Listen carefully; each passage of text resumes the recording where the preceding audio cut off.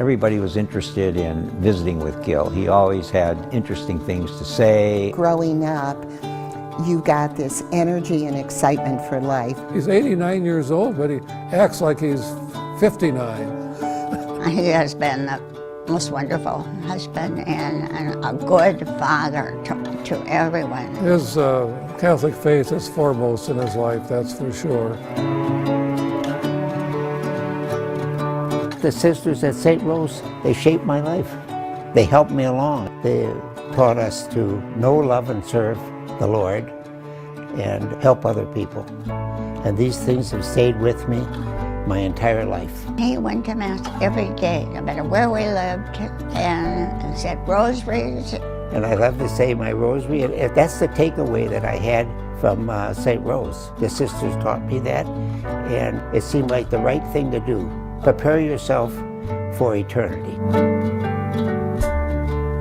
Gil was always interested in making things. He just has an amazing curiosity. He understood physics technically, intellectually, and he also understood physics mechanically. Wherever I got a scholarship, I went to school.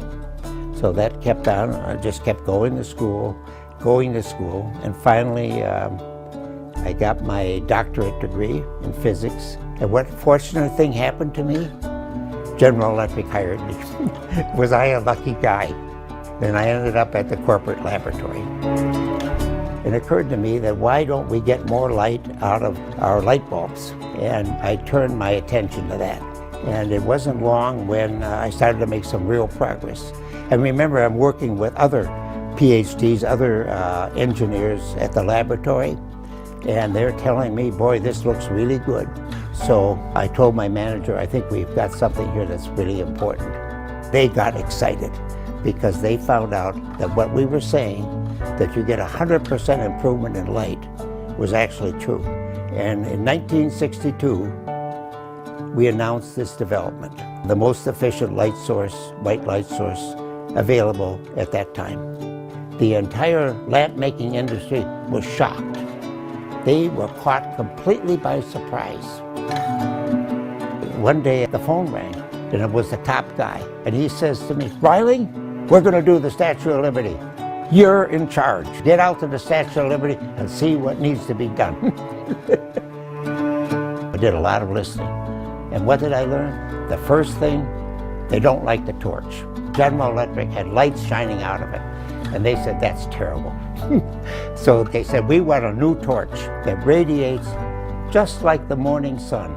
I said, really? I said, well, you might be able to do something like that. So we had two very special metal halide lamps, and they were made just to light the Statue of Liberty.